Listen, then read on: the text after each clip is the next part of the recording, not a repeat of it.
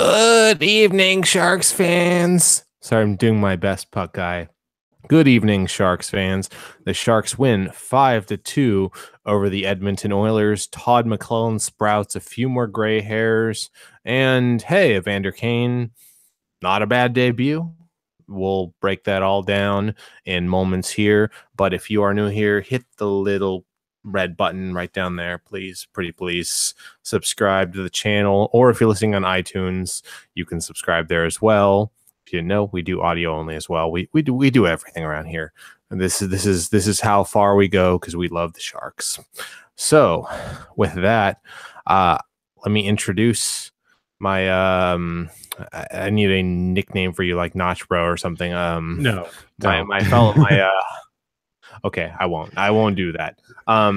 Alex Martinez, Martinet, ladies and gentlemen. Did I say that right? I'm sorry. I really apologize. Second time's the charm, but you did it. Yeah, great game. Impressive debut for Kane. There's really nothing much to say about his game. 2 assists. It's not bad. Yeah, it's a good debut, and I already see Rom Hyman in the chat. Percent chance T-Mac is fired after the season. I would say pretty good because 100%.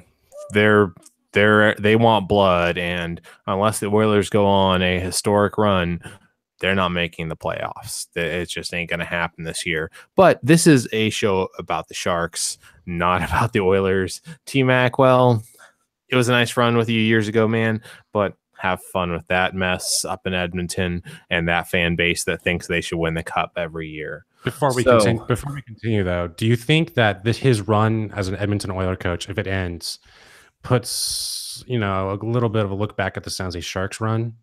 Like, he had probably the best talent depth for his reign as a coach. I don't think it reflects particularly well on him, but at the same time, it's the right coach, the right players, the right, everything has to fall in line and matchup wise, and then luck. So I don't think he's a bad coach. I just think he's not all that. Neither is DeBoer, for that matter, as Gen X will happily tell you in the chat. If he's down there, I'm sure he's already saying, banging his fire DeBoer drum.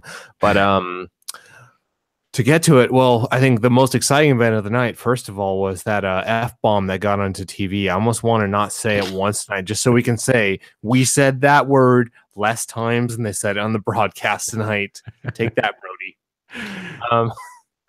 I was getting ready to bang on the power play drum initially. I was like, oh boy, we're set up for some bang on that drum. They're 0 for 7 the last 3 losses. They start 0 for 3 in this game. They end 0 for 3, but no one cares because they win 5-2.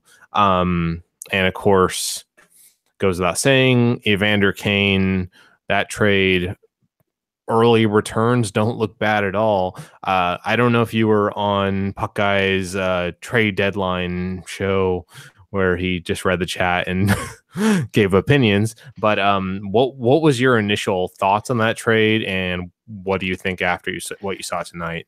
So my thoughts quickly changed after I saw the Detroit trade, but for a first round pick, if the Sharks resign Evander Kane, is honestly not that bad. The worst case scenario is that becomes a top 10 pick, maybe a top 5 pick for the Buffalo Sabres, but I don't think the Sharks are going to be that bad. So we're looking at a top 15, top 16 pick. And I think Kane's talent is easily better than that. Yeah, and I haven't heard the definitive on what the conditional is, because it's a conditional 2019 first, a conditional 2020 fourth, and Danny O'Regan. So I assume the condition has something to do with him re-signing. That would be the most likely scenario. Maybe it slips like a second round pick if they don't re-sign him. So my initial thought is I hated the trade. After I kind of cooled down a little bit, I was like, okay, maybe it could work. But I think he definitely has to produce, and they definitely need to re-sign him for it to really end up being a net positive trade for the Sharks. I don't like trading away, whatever potential prospect that could turn into, but has been pointed out many times. you're assuming the Sharks can draft. Like, Kane is a known commodity for better or for worse. We know largely what we're getting with Kane. If he can get his head on right, if the leadership in the locker room can keep him straight, who knows? Maybe this is the right city for him. Because I mean, let's be honest, San Jose is a very different city than Winnipeg, worst city to play in the league, according to some people. And Buffalo, worst. I mean, let's be honest again.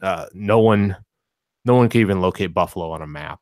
No one cares about Buffalo. Sorry, but it's a very different vibe. If we're being completely honest, I'm not I'm not gonna say that it's racism free, because obviously it's not. No. But some of the things that he's had issues with are not going to be the same in San Jose. Culturally, the fans are a lot more chill. It's not, it's not Buffalo where they're on top of everything. It's a much more laid back fan base. Maybe this is the right place where he can get his head on straight and do it right. Just keep him away from the pink poodle. I think we're okay.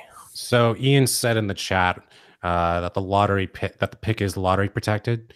So I'm not quite sure what that means, but I assume that usually that means, at least I know in the basketball context, it means it gets deferred year over year. So if it's a high pick, it would get pushed to the next year, and then the next year and the next year again, until it's whatever range is agreed upon. Like, let's just say the range, if it's not a play, if they don't make the playoffs, so it's anywhere in the lottery, then in that case, it'll get deferred to the next year until a year they make the playoff. So it's, at best, it's always number 15 or worse. Yeah. Something to that effect. And Ian also saying, read his article on Teal Town USA. And I agree with that. Check out tealtownusa.com. It's in the description below. Boys and girls, you can, all kinds of great content there. You can read Ian Reed if you want to. And Gen X with the smart remark. So sexual assault somewhere different San Jose.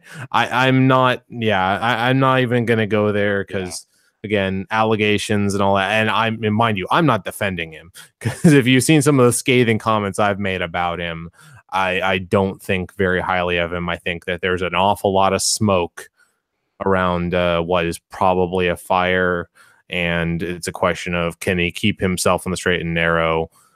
I don't know. And it's more of a hope that he can, but if he does something wrong, don't look to me to defend him, because I'm not going to. Like, if you screw you. So what did you think of the Detroit trade before we get to the game?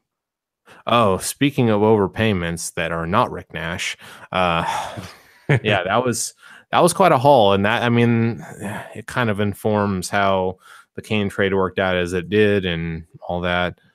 But there's a lot of guys went for way more than I thought they would as a whole. So I really don't know. It's a 2019 first round pick, 2020 second round pick, and then a 2013 third. For me, I can understand why Vegas would do that, because I think they are surprised themselves about how good they are at the moment. Yeah, I mean, I think they're a serious contender, and you know what? If they overpay for him, but they somehow win the cup, which I would not say is a crazy idea, because think of it this way: they're getting whatever wild card gets beat up in the Central. Maybe I'd say there's a good chance they could beat them in that series. Then they get the winner of the second, third in the Pacific. Quite beatable. They could get all the way to the conference finals. It could happen very quickly. Like, it could. I would not be at all surprised. And at that point, you're halfway there, and if you breaks, who knows? Yep. Yeah, Dave B saying Sharks didn't overpay at all. I tend to agree. I don't, it kind of depends on how well Kane works out, I think. But let's get into the game here. So in the first period, the Oilers definitely had the better of that period. Yeah. Connor McJesus gets his 28th of the season with a 2-on-1 with Sakura. And pretty bang goal. I mean, I didn't even have time to use, my wife knows whenever I'm watching and she's like, oh crap, and like something happens. I didn't have time to go to exclaim. I didn't have time to cry out obscenities. It happened that fast. But not that surprising. McDavid buries that one every time. I didn't even think Jones he had a good position. It's just McDavid he's still one of the fastest skaters in the AHL by far. And I thought he might have passed it, but he has one of the best wrist shots also. Yeah, I cannot put that on Jones at all, because McDavid gets that shot off. Almost no goalie. I mean, goalie can only do what a goalie can do, and McDavid has, it's a hard, if they stop it, it's more because McDavid would have made a bad shot, or just because they got lucky. So that happens. Sharks are down 1-0 after the first, depending on who you ask. Scoring chances were definitely in favor of the Oilers by almost a 2-1 margin. That was a pretty good period for the Oilers, and the Sharks, I wouldn't say they're lucky to get out 1-0, but it could have been worse, and it was not a great period for them. No, if Edmonton scores in that last 2 minutes, we could be looking at a totally different game. Yep. Yeah, exactly. And they still could come back from that, because the second period, now that the Sharks came out to play in that period, and I wouldn't say they didn't play hard in the first. The Oilers played better more than anything. But in the second period, 4 goals, they led shots 17-4. Just to run it down, Evander Kane gets his first point as a Shark, as Joe Pavelski doesn't kick in the thing. He just deflects it off his skate there. Then Donskoy, looking at not a scoring play, but Donskoy gets that beautiful breakaway set up by Kane. Draisaitl cross checks Kane in retaliation, power play opportunity, which they don't do anything on, but it was a nice sequence, and it was dang. I don't know how Donskoy didn't score on that. He looked like he just dribbled it past his stick just a little bit too much. But, I really do like that line. I think they're going to experiment with putting Donskoy, Kane, and Pavelski all in one line. That was a ton of speed. I don't know what you do if Joe Thornton comes back, though.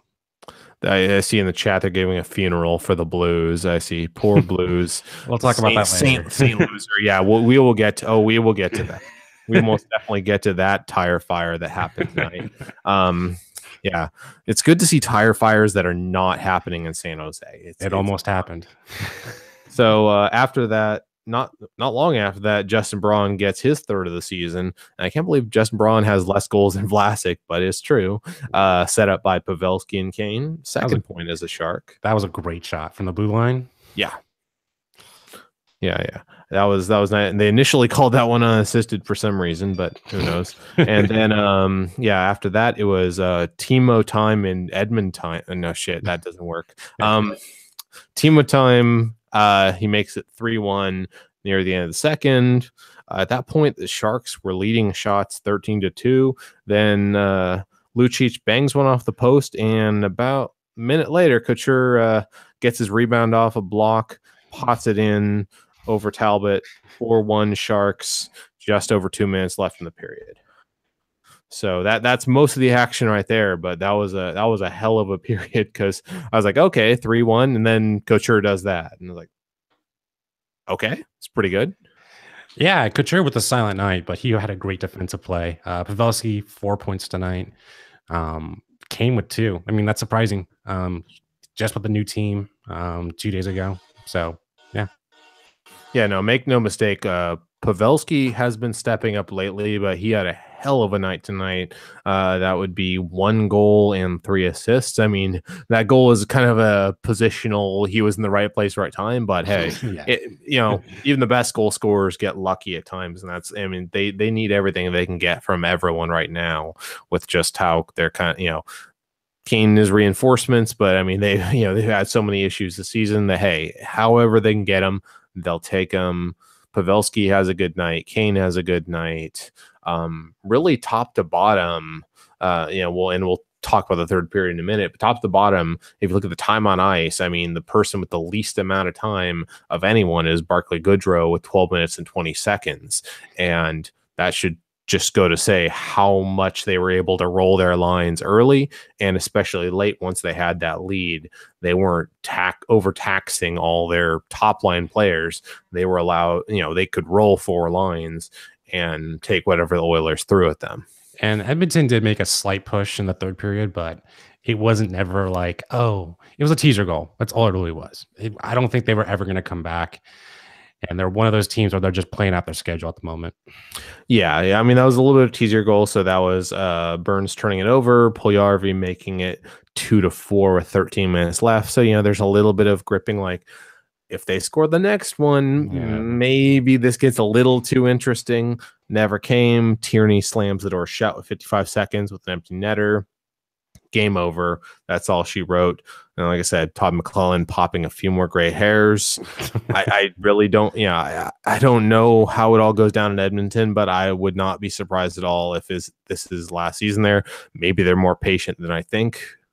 But it's not just that they had a tough season, it's that they're going to miss the playoffs. And after last season, I mean, they were ready to, the fans were ready to set up the dynasty. Like, oh yeah, I know McDavid. The only debate is like, is he going to win 4 Stanley Cups or 5? So when is Black Monday or firing day for coaches? Is that the day before playoffs? I think it's usually somewhere in that intermediary period. I don't know. It's not quite like the NFL where you know the day. It's like you mark it on your calendar, like Black Monday after that last Sunday. Oh, there will be blood. Drink the milkshake, you drink it up. It wouldn't surprise me the day after the last game of the regular season, Todd McClellan gets fired. I mean, that's just he's been underperforming this season, and I thought he would have been fired before the All-Star break. So. Yeah, I don't know. I mean, at this point, I think looking at the standings, if I can find that tab somewhere here in Chrome, they are so far out of it. I mean, realistically, Los Angeles is holding on to a wild card spot with 73 points, and Edmonton is 15 back of them. And this is with 20 to go.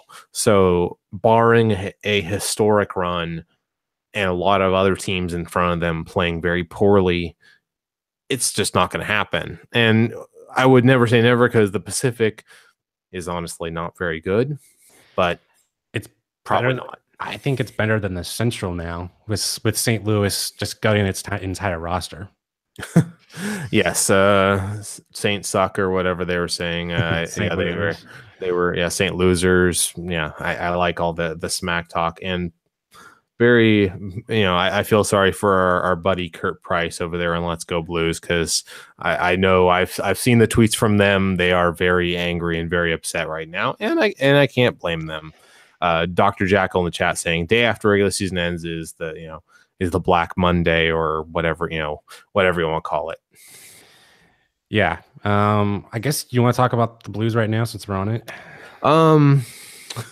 Yeah, I mean, go right ahead. I have a score update for them a little later, but when we do the wraparound, okay.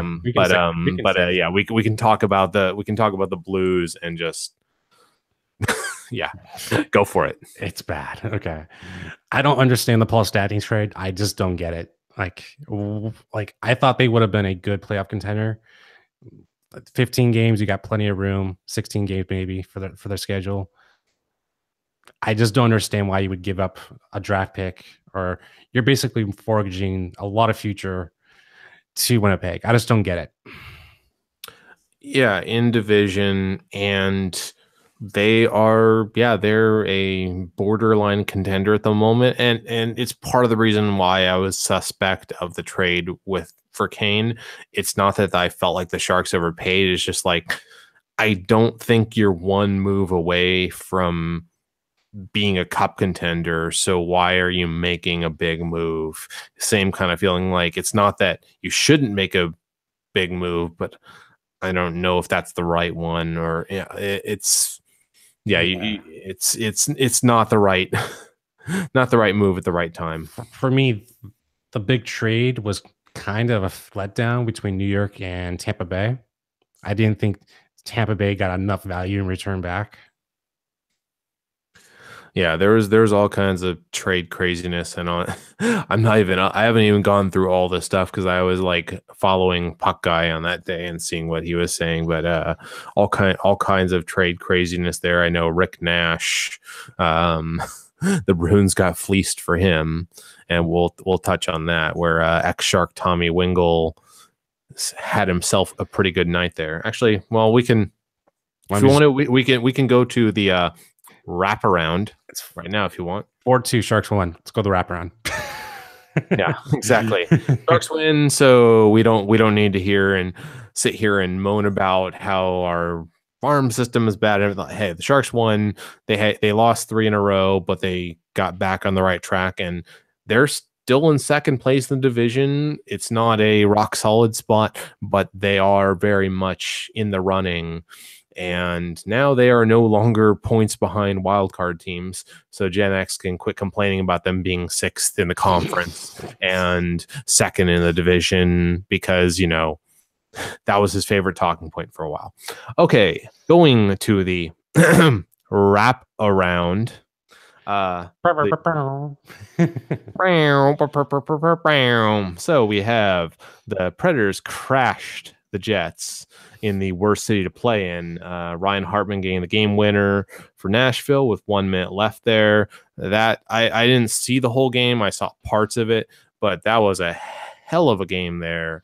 That was a lot of scoring, a lot of back and forth. Just I know Gen X was saying he wanted to free base it and snort it or something like that. But, that was just pure hockey adrenaline going on there. I hope Nashville isn't peaking too soon. It seems like they're playing their best hockey right now. Yeah, I think they're going to be right in the mix. I mean, they're good. There's no way around it. And that's why while they thrashed the Sharks, I didn't read too much into that, as the Sharks could still be a contender and get thrashed by a team that is just dang good. So yeah, just hopefully I don't see him in the playoffs. St. Louis is singing the blues, if you will. 8-3 shellacking at the hands of Minnesota. Granlund getting too early. Tarasenko was actually not invisible because he was only he's 2,000 miles away from Marc-Edouard Vlasic, so he made an appearance with 2 goals there. Stahl slamming the door shut late for any comeback attempt with 2 in the third period, getting the hat trick. I saw the highlights of that, and that was basically score, and I was like, it was those kind of highlights. Like I don't know how these people put together the highlights, because there's games where it's like the other night where it's Philadelphia and I think it was Montreal where it was 0-0 and Flyers won in the shootout. And then you have games like this. I mean, how do you consistently put together a 3 to 4 minute highlight package for both those games? Hits. I mean, I would say the one team I'm surprised I didn't make any moves were the Flyers. I expect them to do something on their defense, maybe get a goalie. That's their one big weakness with the Flyers. Well, and put this in your pipe and smoke it. They're ahead of Pittsburgh. They're 78 points, 76 points. Then again, Pittsburgh does their damage in the playoffs. So yeah, I wouldn't read too much into that, but that is surprising because I know Philadelphia had some really rough stretches this year. They lost 10 games in a row in November. Yeah. And they're second in the Metropolitan with 78 points. And, for reference, the Sharks have 77. So there's that. Moving on, Maple Leafs fell to the Panthers 3-2 in OT. Jared McCann gets the game winner. Ex-Shark Dominic Moore. We have a ex-Shark sighting with dominated. Dominic Moore, he dominated. Yeah. With his 6th goal of the season. Yep, all 6 of those goals. That is post-Teal syndrome, my friend. All 6 goals. Washington capped the Senators 3-2 with Kuznetsov scoring 2. So we have 2 capitals of Canada, the U.S., and a Russian interfering. Nothing to read into that. Yeah, I don't know. A little Russian meddling going on there. Are they under their own flag or Olympic flag? I don't know. I mean, I'm just reporting the facts, man. You can read into it whatever you want, man. You know, there's two sovereign countries, and you have a Russian interfering. I don't know. I don't know. Devils sent the Penguins straight to hell as Stefan Nosen. Gosh, yeah, I'm trying to do this, and I have the pronunciation exercise here now. Get his ninth of the season. Devils froze the Penguins out in the third. 3-2 Devils win. Something hell freezes over. I don't know. Rick Nash scored for the Bruins. He got a single goal. And ex-Shark Tommy Wingles got the game winner as well as an assist. But Rick Nash, he got that first star of the game because, somehow they have to justify that trade by putting him ahead of Tommy Wingles, even though Wingles had a better game. But let's not go there. Dallas snuffed out the Flames 2-0. Flames couldn't even muster a spark as Devin Shore and Tyler Seguin scored for the Stars. And latest on the Kings game, I believe that has not gone final yet, but they are up on Vegas 3-1 in the T-Mobile Center in Vegas there. So we'll keep an eye on that as this one goes on, and that'll be final in a matter of minutes probably. I think how many minutes? We got 7 minutes ago. So probably before we're off air here. But any thoughts on all that adventurous stuff? I mean, honestly, it's been a kind of a quiet night. Like the one game I'm kind of watching is the LA Kings and Golden Knights game. The Sharks can't go back 2 points behind the Kings now. I would be, or I think the Sharks, are they ahead or behind the Kings? I believe that if the Kings win, I'm looking at the standings now. If the Kings win, they will tie the Sharks for points. Sharks will have a game in hand though, so the Sharks would still technically be ahead, but that would put LA, and LA is currently in third with 75. That would put them in third with 77. Sharks ahead of them with 77 in the game in hand, and Vegas would be tied in games with the Sharks with 87 points. So they're still 10 points ahead of the Sharks. The Kings coming on late. I mean, it's been kind of a question of who's going to be the one to put on that push late in the season, because there's Anaheim, there's Calgary, there's Los Angeles, and somehow the Sharks have maintained that second position through all this adversity, through all those teams rallying. I mean, I'm kind of surprised that somehow, even with that 3-game losing streak, they've managed to maintain that spot. Yeah, I'm surprised too. Calgary is one team I thought would catch up. The Ducks, I think, blew their chance to get into the playoffs. Just too many games they've lost, third period leads that they should have won. That's a team I'm really disappointed on this season. They had a ton of injuries, but I think they had enough time to come back. Laurel is shouting in the chat that the Kings have won. Okay, yeah. For some reason, ESPN.com did not update that dynamically like they usually do. But yes, that score actually has gone final. LA 4, Vegas 1. So I guess I was incorrect about those standings. So that puts LA 2 points back of the Sharks. The Sharks do not have a game in hand, but they are still 2 points ahead. So hey, I'd rather be points ahead. So who do you think the Kings are coming on, but it's still the Sharks to lose. So who do you think won the trade deadline? And Kevin's saying that's your problem. You're relying on ESPN.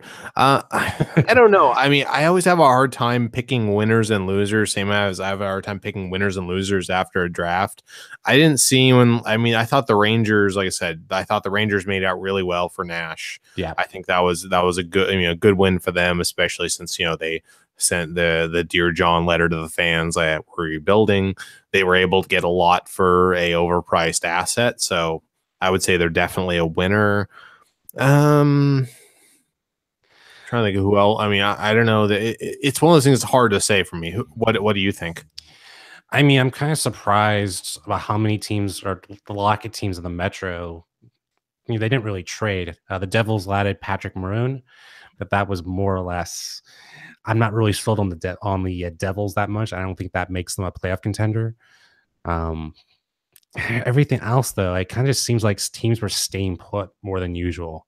I know the New York Rangers were definitely transitioning and rebuilding, but and this was their year to kick it off. But they made out best than anyone else. Yeah, so from the chat, Leanne Thornhill thinks Tampa Bay made out pretty well. Ian said he made out pretty well. Good for you, Ian. I guess you did well at the trade deadline. I'll take your word for it.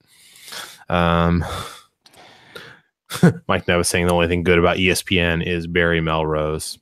I would disagree because, well, honestly, the only thing good about ESPN is, well, actually, I don't know if there's anything good about ESPN. Yeah, let's not go there. Yeah, I've already went on and ran about the Blues. I thought that was a disappointing trade to see at the last minute. Don't know what to do with that. I'm going to have to check in on letsgoblues.com this week. They do their weekly cast on Wednesdays, so I'll have to heckle them. I'll be nice. I won't pick on them, but I know based off of the Twitter activity I've seen with their friends Kurt and Billy, they're not very happy right now. I thought Vegas did decent as time has gone on. Like I thought the draft picks that they gave up for Detroit was pretty decent. I thought the first round pick was going to be around 20, 25. Second round pick is going to be around 20 or 25, maybe a little bit lower, but get a player that gives you a little bit more speed. I still think though they're going to be missing a first line talent, and I don't think that's him. I don't think Thomas Tatar. I think that's what his name is. Yeah, he's not that guy. But I mean, Vegas is kind of on the model of second and third lines with no fourth or first.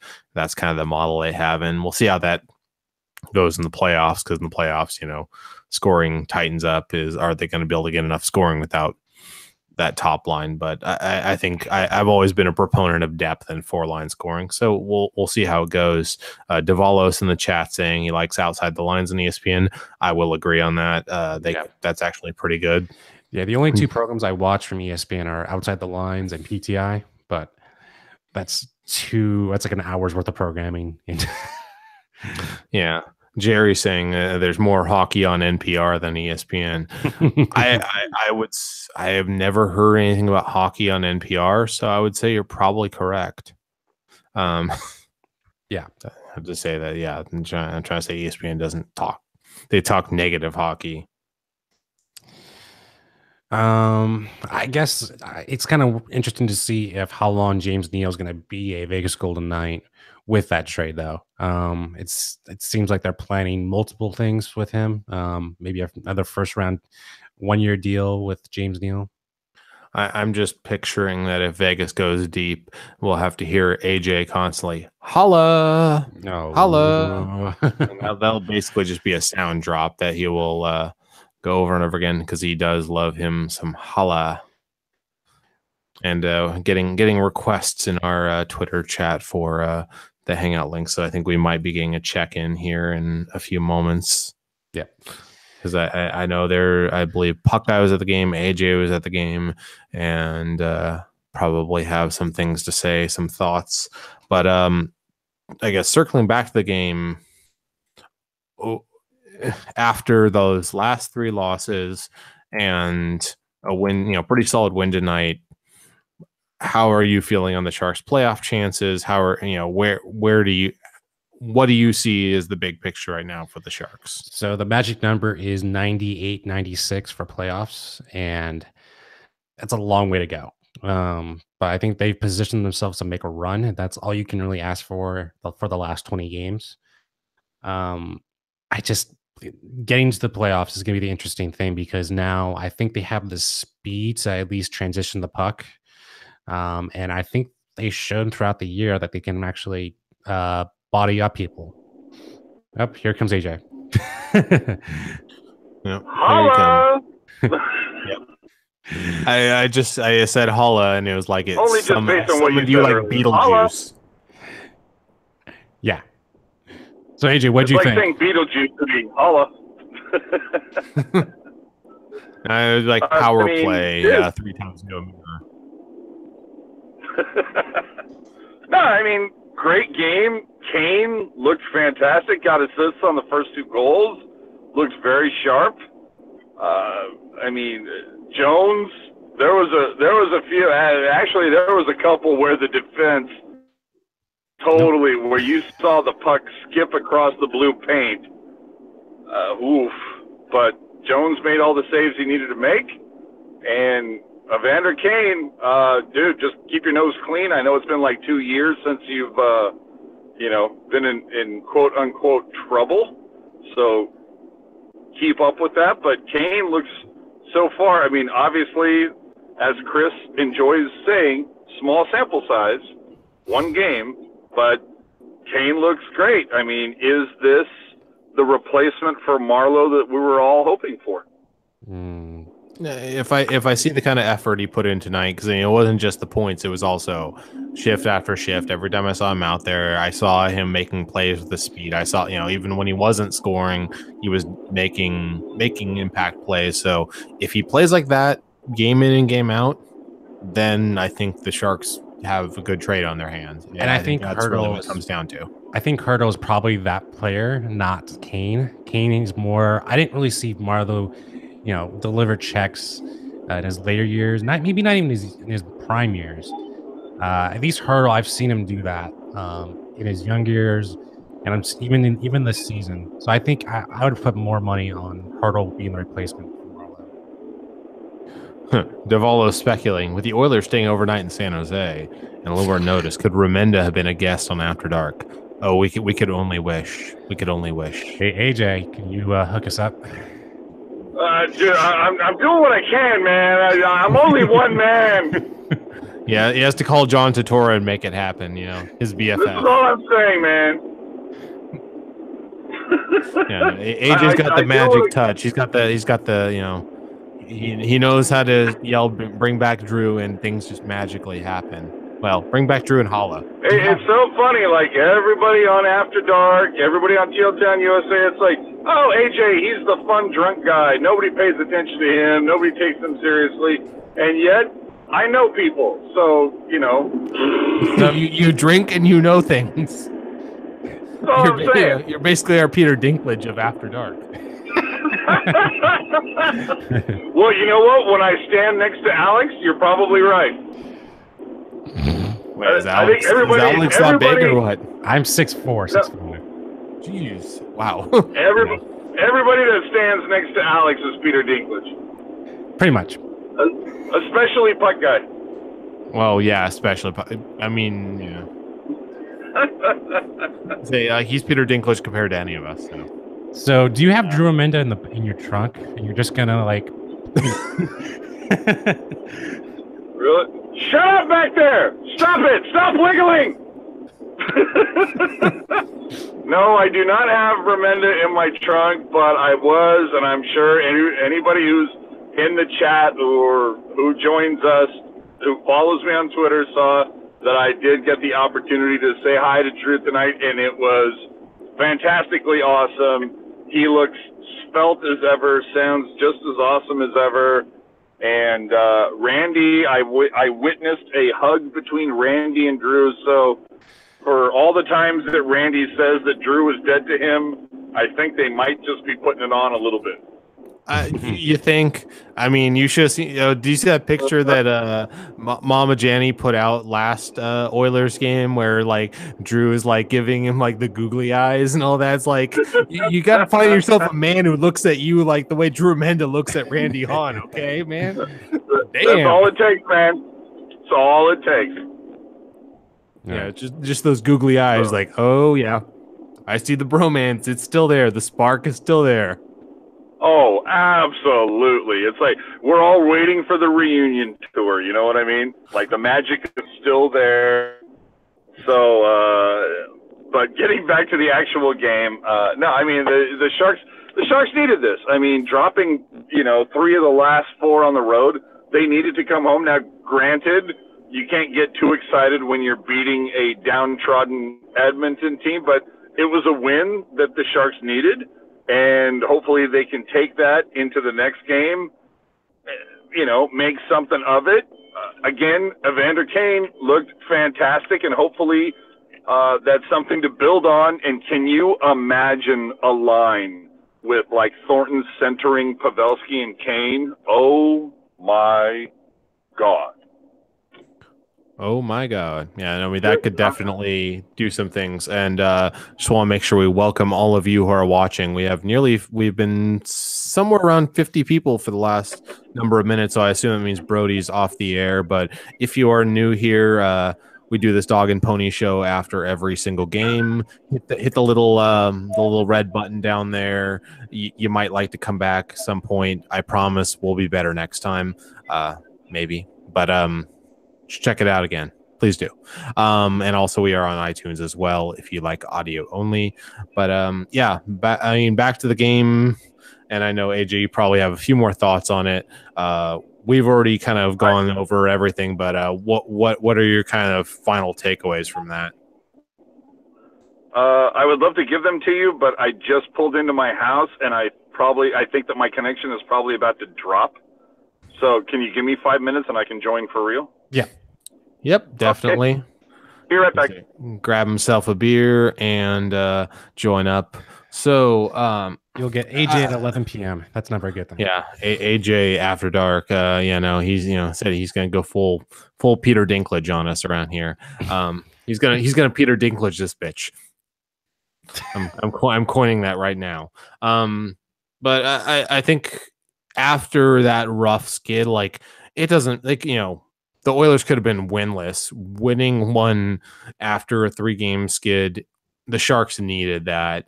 They were lucky that they didn't lose ground in the standings, but they needed to win really badly because that the last stretch could have gone worse if there's a few games that they won early on. It could have been worse, but man, they needed a win tonight.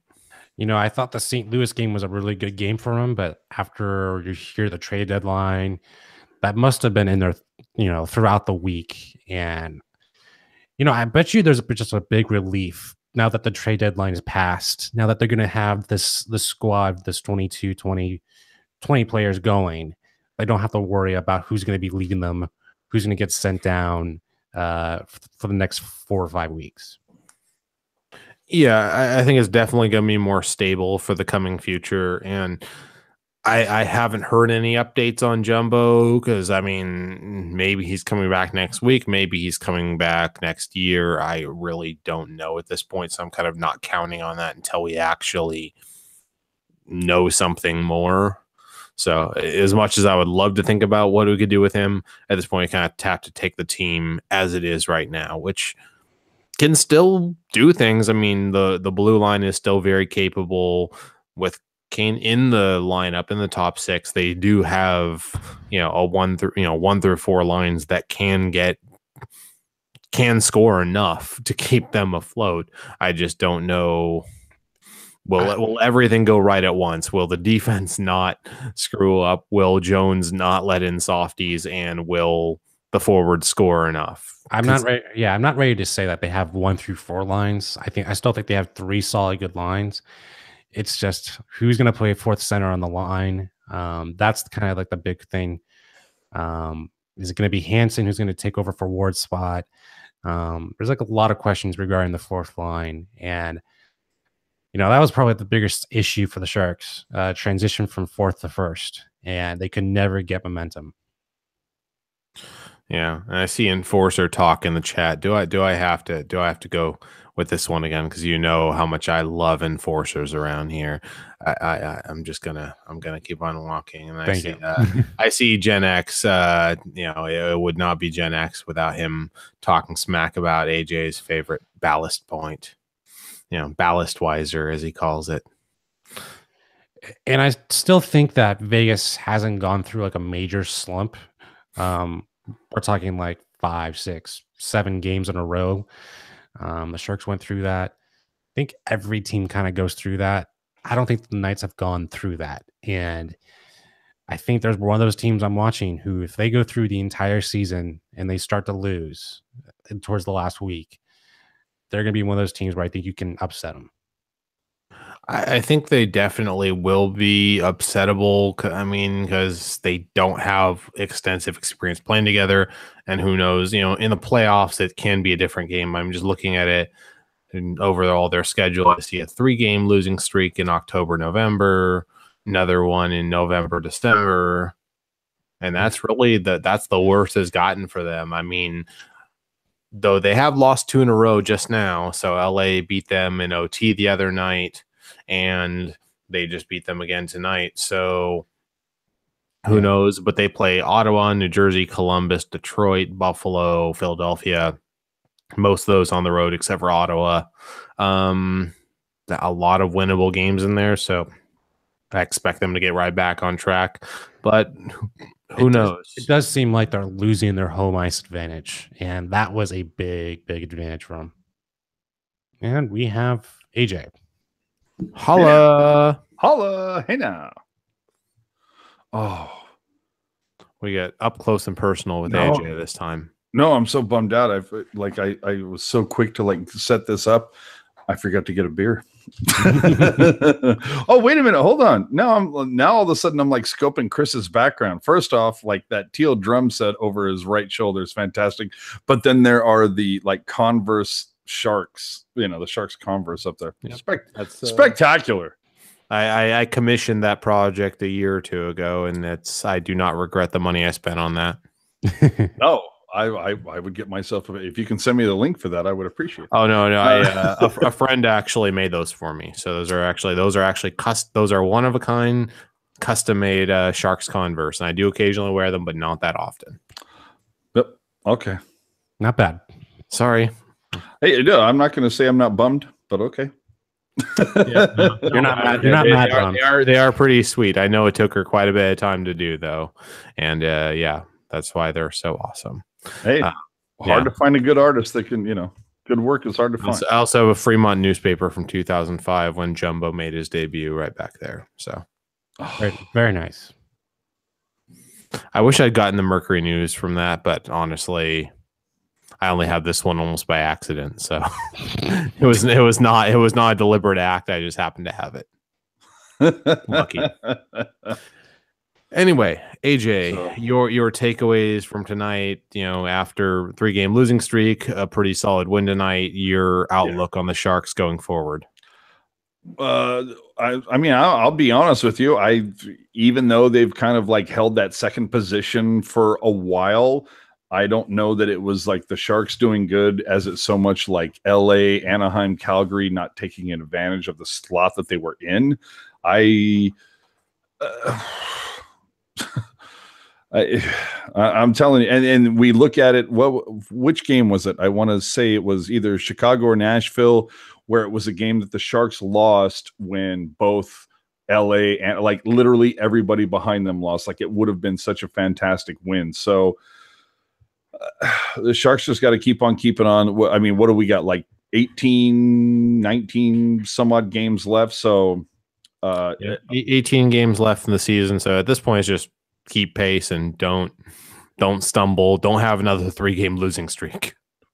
Yeah, and so 18, and you've got the majority of them at home. Now, granted, you have to go through the Central Division gauntlet as it is, but take advantage. Columbus coming to town, that's a weaker team. I think the Sharks should be able to take care of them. St. Louis, we just saw the Sharks take care of St. Louis on the road a week and a half ago, so I think they should be able to deal with that.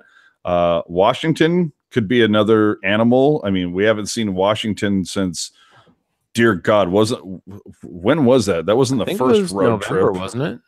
Was it no? Or was it October? No. Oh, it was December. December 4th. December 4th. During my finals week. Yep.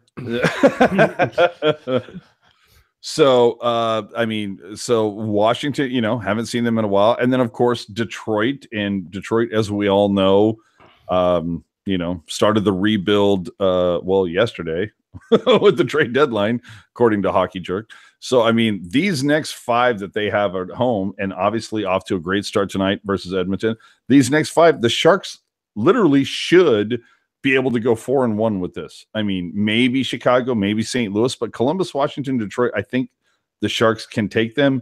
And if Evander Kane finally brings that 5-on-5 scoring that the Sharks have been missing so much this season, and I didn't see the stats tonight. Did the Sharks score a power play goal tonight? No, they did not. Do we need to bust the drum out? Well, no, I have it. So okay. I got the real thing. There you go. All I right. feel like I'm missing something. Yeah, you should get a damn drum, dude. Come on. Right. Get a goddamn drum. Oh, I'm sure the neighbors love that. So that means that tonight would be the 10th consecutive game. They have not scored a power play goal since the Las Vegas game on the 8th. That is something to take into consideration. So hopefully Evander Kane will also help that. We got to check out with our buddy at Shark Stats, Darren Stevens. Let's see where we're at, because this has to be a record. I can't remember the Sharks ever going a 10-game stretch without scoring a power play goal. Chicago does not have a fantastic penalty kill. So if the Sharks can hopefully draw a couple penalties, maybe they can make it up there. Yeah, and that's, I mean, that's also an area where you could easily see them taking a jump and getting back to what they've been all season, because they're still ranked 6th despite the recent slump. They're still 6th in the league.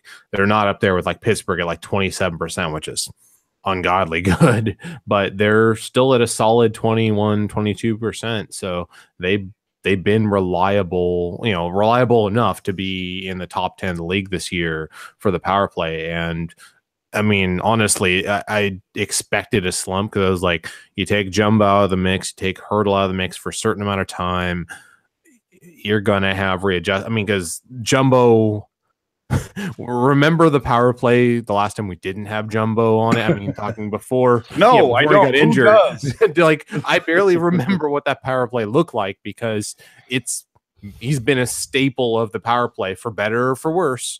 Right. He's done a lot of great things. He's done a lot of, oh gosh, just shoot it stuff, but he's been a staple on that power play for over a decade. And I mean, also they lost Marlowe in the offseason, which, they improved year over year. I don't think that had anything to do with it, but still, they lost multiple staples on that power play, and I would like to see.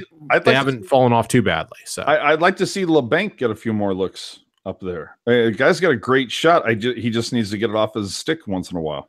Yeah, I don't even know who is technically the first power play. I mean, not even counting Kane. Who is technically the first power play right now? I assume that's Pavelski, Hurdle, Burn. Couture. I don't know who Burns. I mean, yeah, who that fourth guy is, or fifth guy is. You would almost think that Pavelski would play the pivot in that, like half defense, half forward. But then again, Pavelski has that ridiculous tip shot. So like, you really want to put him in front of the net and try to screen that goalie. Yeah, usually are we seeing cries of Fire Steve spot in the chat? You all do know that, like, they have a top 10 power play, top 10 penalty kill this year. Well, they were top 10, I think, in one of the 2 years ago. Last year, not so great, but I would say his track record, if you're being pessimistic, his track record is mixed. So I don't think Steve's spot is a problem. And going into the game against Vegas, I mean, yes, the last time that the Sharks have scored a power play goal was, February 8th versus Vegas. But going into that game, the Sharks have the number 2 power play. They've just gone on they've gone on a crappy streak. What can you do? Again, hopefully Evander Kane is going to be one of the keys that solves that problem. And with that, talk amongst yourselves for like 2 seconds so I can get a beer. He needs to get his ballast wiser. It's but someone in the chat, I didn't see who it was, saying Kane was on the number 1 power play tonight. Yeah, I figured as much, and I mean that's how the number 1 power play is probably gonna look. It's probably gonna be Pavelski, Couture, Hurdle, Kane, and Burns, probably, at least for the foreseeable future. Yeah. When Thornton comes back, if he comes back, that might change, but I think that's not a bad number 1 unit, and that should be able to score some, I would think. Do you think LeBanc cracks the top 2 unit? I would say you should. Absolutely. I don't think he played the second unit tonight. Yeah, I'll look at pull up the stats tonight. So pull up those friendly stats. And with that, Chris, I want to say that I know you're in SoCal, but I'm drinking this one in your honor. Hop bullet. Cool. NorCal beer. Very good. Very good. Not Northwestern, not North Seattle. Nothing Gen X would ever drink. This is NorCal. So looking at who had power play time tonight, Bodker had a little over 2 minutes. Yep. Braun had 30 seconds. Burns had 4.5 minutes. No surprise that Burns going to be carrying the water on the power play. Couture 2.5. Donskoy got 2. Hurdle got almost 2.5. Kane got 2.5. LeBanc, Meyer, and both got 2. Pavelski got 2.5. So, I mean, it's a pretty predictable distribution, right? It's like the guys you'd expect, and then the guys that you would expect would probably be the staples on that second play. And then there's a handful of guys who got, 30 seconds here, 10 seconds there. But realistically, we know what the number 1 unit is going to look like. It's that number 2 unit. It's kind of probably going to be rotating for the foreseeable future because there is no given. It's going to be. It's not a priority. Earn it. You want a spot on there, you can earn that spot. It's better to have a top number 1 unit than to have a good depth 1 and 2 unit. Yeah, but if you remember last season, though, that was the thing that a lot of Sharks fans talked about was the fact that the second unit was getting much, much better looks than the top unit because the top unit was so ridiculously predictable. Yeah. I mean, I think that's just a symptom of Joe Thornton. You're always going to complain about that. Well, and that's so weird because when Thornton first came to the Sharks, literally his office was behind the net. He was looking to dish on the power play from back there. And then all of a sudden, like after 2 or 3 seasons, then it was like, nope, we're going to put him on the half boards. And they never decided to like change that up. Every once in a while, they change it up a skosh. I think Peter Bedore did more to change it up just because he was a new coach, new system. And I think Thornton has thrived under it. Maybe not last year's sorts, but definitely I think he's kind of bounced back here this year around. He seems like he's playing the left defenseman. That way he can get his slap shot off. Yeah, and honestly, I think part of the problem last year at the power play wasn't even, I don't think Thornton was really the issue. A lot of it was if you looked at a heat map of where all the shots were coming from. Shot selection was garbage. Is that what you're trying to say? Well, I was going to say there's a huge spot right at that right point. Right at the right point. There's a huge glowing spot right there. Do you want to name how most of the best power plays? If you look at heat maps of the best power plays, there's a very nice even. There's some hot spots, but it's a very nice even all around the ice. And there was like the gravitational pull of Brent Burns shot there. Now let's be honest. Shots that were happening too. Let's be honest. We all heard this back in 84, 85, where we literally heard Christopher Lloyd say, when this baby hits 88, you're going to see some serious shit. And that's what it was. Is that spot there shaped in an 88 with like a times up license plate spinning? I mean, if only. I mean, the problem is like, and if you dig in the stats, you see a lot of shots from that point getting blocked, and like it got very predictable that Burns was going to get it and he was going to shoot it, and guys knew to just go down and block it. He's not going to, hold on to it for a second and move and then shoot around you. He's going to shoot it. And that's still, I think it's been less of a problem this year. But that I think that was the main issue last year, was just that hot spot. Because you look at every other power play, every other good power play, they don't depend on one spot so heavily, because you're going to get blocked. That's just kind of how it goes. And I screwed up Gen X, and that's my bad. I understand. It's not time's up. It's out of time. I get it. But I was just trying to throw it out there. I do have to say a quick what's up to one of our viewers, Steve Copper. Dude, thanks for hooking me up tonight.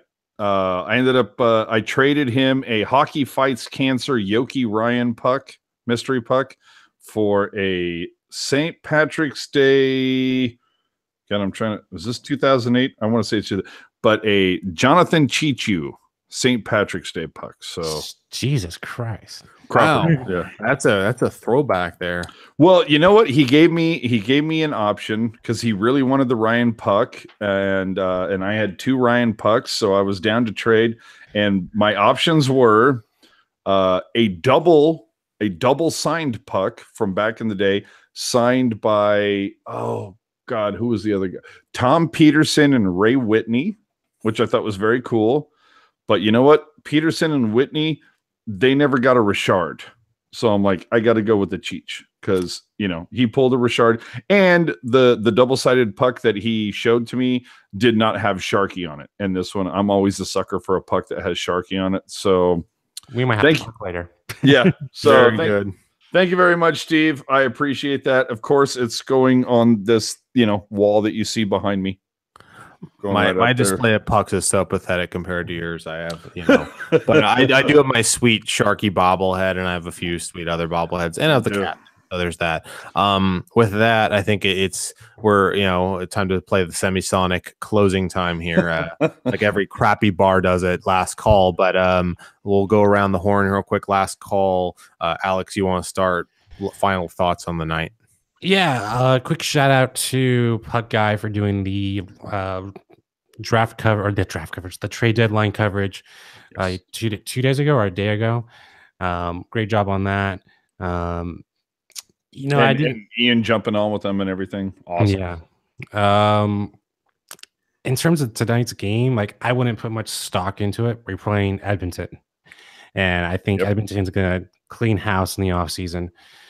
GM and head coach, even the assistant coach, all gone. You think K-Mac, but seriously though, and I don't mean to stop the rap, but can you really put this on K-Mac this year? Yeah. Really? Yep. Okay. I don't think you necessarily can put it all on him, but here's the thing: as we know, it's easier to change coaches than change players. Obviously. See, I put this on T-Mac because I thought, I've said this before, but I think that he had the best Sharks depth from his coaching era, and he managed to screw it up. And I think he's an overrated coach, and part of the reason why I think the GM and coach didn't really work well together. So, I mean, you want to talk about you could make that argument pretty well. Yeah. Hey, you want to talk about overrated coach? Just ask Gen X about Peter Bohr. I will say that this has been his best season, even better than his 2015-2016 season. You know what? And I would agree with you. Okay. Yep. AJ, your final thoughts on the night? Just tapping back to what I said when I came on. This is something to build on after dropping 3 straight after that road trip. Sharks don't have it easily. I mean, half the next games, Central Gauntlet. Now, thank God they don't have to face it. It's funny in the regards that a couple, maybe 6-7 weeks ago or a month and a half ago, whatever it was, is I was bagging on the schedulers saying, how dare you not schedule a Anaheim Sharks game, an LA Sharks game? We're done with them by Valentine's.